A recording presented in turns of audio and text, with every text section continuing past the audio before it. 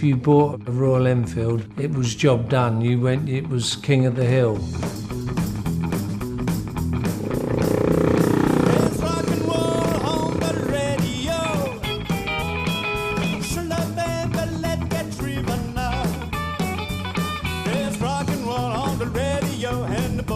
The origins of the Royal Enfield Continental GT 250, not only was it the best handling, but it was the fastest and lightest, and I think best looking available in the UK.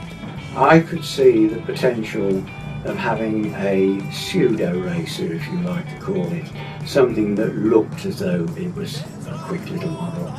And I approached the managing director at the time, suggested that we ought to do things like putting a more racy looking petrol tank, clip-on bars, etc. And he said, right, build one up.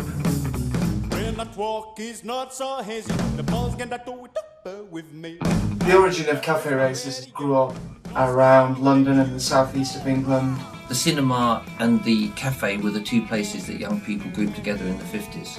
And race from one cafe to another is where the concept of cafe racer came.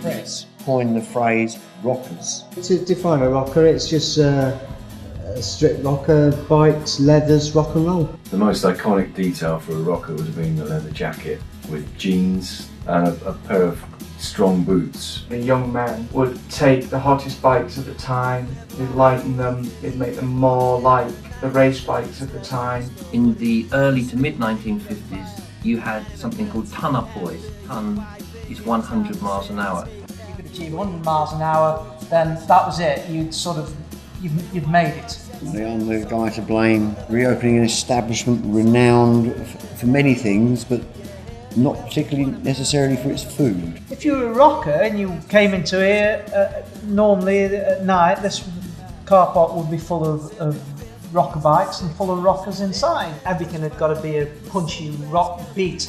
Elvis, G. Vincent, Eddie Cochran. Because we weren't so much into dancing.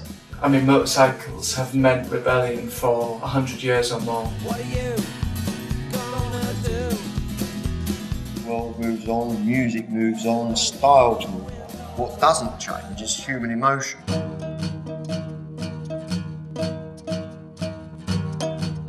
We approached Harris Performance and Xenofia for their support in this project.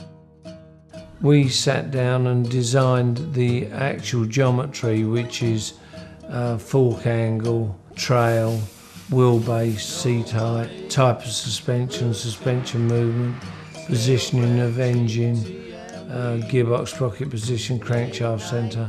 You needed that clip-on, head-down, racing position to look authentic and correct, but at the same time the bike had to have enough suitable manoeuvrability within Indian traffic to be able to zip in and out of two stationary vehicles. And we build what we call a rough, which is a tubular structure which resembles the finished article. We also would like to have an engine to be lightest, fastest and powerful engine.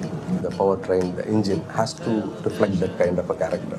499cc is the base, and then you pick with the bore and cylinder head and other valve modifications. We stick to the gun and we started rolling out, and the first vehicle, it was a brilliant moment for all of us to enjoy in seeing the Continental GT that getting rolled out of the main line of the Oragadam plant. Here is a product which is a global product, and the technological base which we have at the manufacturing, and with that we are sure that we will be reaching that global mid-size market leader position very soon.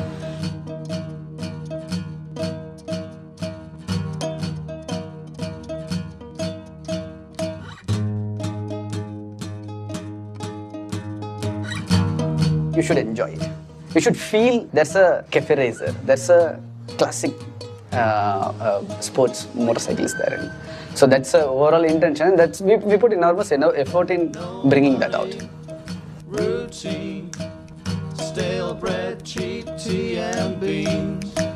There's an old saying, if it looks right, it generally is right.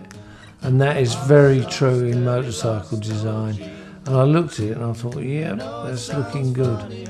It takes you back to when it takes me back to when I was younger. But I think when you actually get riding it, you'll just have a grin on your face. It's that type of bike. Television, flat drink, wash up, fill up the sink. No care, no think, no soap, no hope, I stink. I know it might seem mean, but baby, I ain't gonna